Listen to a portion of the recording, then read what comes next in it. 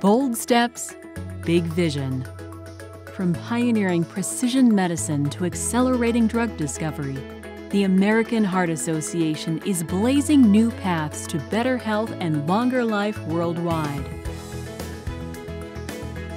Our success is measured in lives saved, laws changed, discoveries made, and communities transformed. That's been our legacy for almost a century. Building on that tradition, we reached new heights this year, shattering records in the 5 pillars of our work. Because of our bold advocacy, Voices for Healthy Kids landed 134 policy wins in under 5 years, making each day healthier for approximately 170 million people. Congress voted yes on a 2-year budget deal that we championed, expanding access to rehab services, removing Medicare caps for outpatient therapy, and allocating $3 billion to federal health programs. So we're 100% okay with our new normal, but what if we would have had telemedicine at the time? The people who have the power to hear our voice should hear it. And I think the people who represent us should represent us. And that's why I'm here in Washington, D.C. this week. McDonald's announced a Happy Meal reboot that aligns with our dietary recommendations for children. A win for the Alliance for a Healthier Generation, which we co-founded with the Clinton Foundation. In Wisconsin, 911 dispatchers now coach callers in CPR, doubling or tripling chances of survival. I knew right away when I saw John's color that it was not good. 911? Picked up my cell phone, called 911, and then Brad said, okay, this is what to expect. You're gonna have to do probably 600 compressions. It was like a lifeline, you know.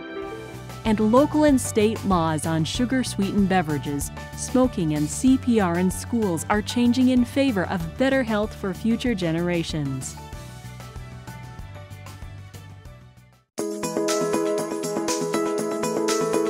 In the research and technology realm, we're partnering with Lawrence Livermore National Laboratory and Brigham and Women's Hospital to reduce drug development time by up to 50%. Using supercomputers that analyze how drugs bind to their targets.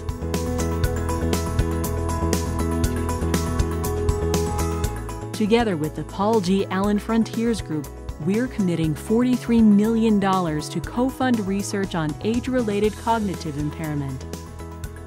We're also co-investing in emerging healthcare products through Cardiation Capital, a $30 million venture capital fund we established with Philips and UPMC. In alliance with Duke Clinical Research Institute, we're unlocking the potential of artificial intelligence to better prevent and treat cardiovascular diseases. To globalize precision medicine, we presented our data sharing strategies during the World Economic Forum Center for the Fourth Industrial Revolution. These new technologies can allow us to get to answers more quickly and to involve people more broadly if we can create that bond of trust around de-identified data being used for science. We're proud of these individual achievements, yet enduring change is systemic, a sum of all parts. By redefining high blood pressure as 130/80 or greater, and installing self-check kiosks nationwide, we're motivating millions to seek care before it's too late. The American Heart Association late today changing the guidelines when it comes to hypertension, meaning nearly half of American adults could now be living with what's called the silent killer. Of course, it affects both men and women, so let's get right to ABC's Chief Medical Editor, Dr. Jen Ashton. Jen, always good to have you. And you've got the numbers, what they used to be and what they now are tonight. Right, let's get right to those numbers. Under the old criteria, someone had high blood pressure if they had a reading of 140/90. Now it's an average reading of 130/80. The point behind this change is the thinking that it's better to treat the cause, in this case high blood pressure, than an effect like a heart attack or stroke. To bring the number down in advance. With dining operations that serve 2 billion meals annually in 19 countries, Aramark now offers less sodium and saturated fat, fewer calories, and more vegetables and whole grains as part of our Healthy for Life 20 by 20 partnership.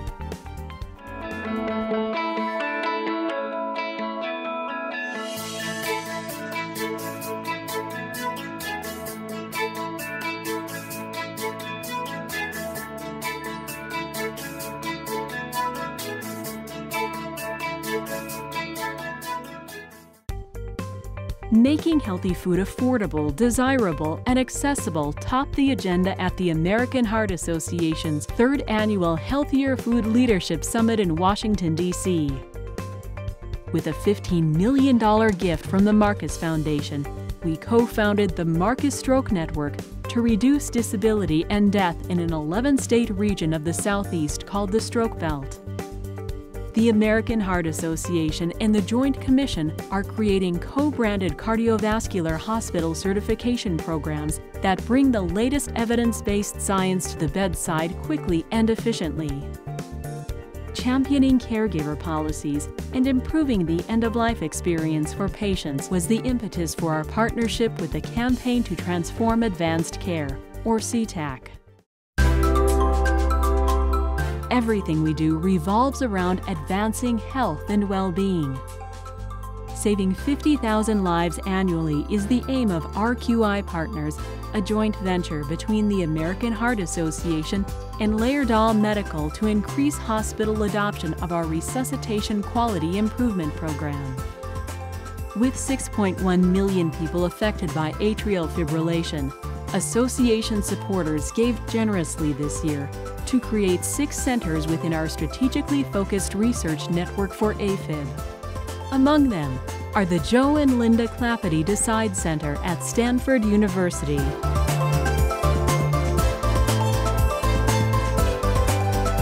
the Sarah Ross Soter Center for AFib at the Cleveland Clinic,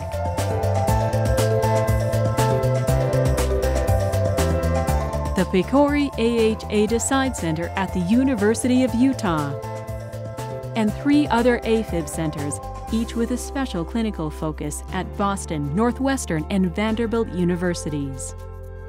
At the first Value in Healthcare Summit in Washington, D.C., over 40 biopharma, healthcare, insurance, technology, and federal government entities galvanized around making cardiovascular care more accessible and affordable. The Workplace Health Session at Epi Lifestyle convened titans in health and academia to strategize improvements in employee health, adopt evidence-based programs, and explore benchmarking tools. Our Workplace Health Achievement Index sets standards for employee health programs and scores organizations on 55 best practices across 7 categories. Winners were recognized in Forbes magazine. The American Heart Association is revolutionizing healthcare globally, starting locally. We were among several organizations that supported Proposition E, a sweeping ban on the sale of menthol cigarettes and flavored tobacco products in San Francisco. With 68% voter approval, the proposition passed, marking the most restrictive tobacco ban in the country. Stevie and David Spina donated $5 million to establish the AHA Social Impact Fund, benefiting underserved communities. In our continuing quest to reduce health inequities and address social determinants of health, we debuted the Empowered to Serve Urban Business Storytelling Competition. The 15th anniversary of Go Red for Women signaled a paradigm shift, where women worldwide banded together to reclaim their power, starting with their bodies and their health.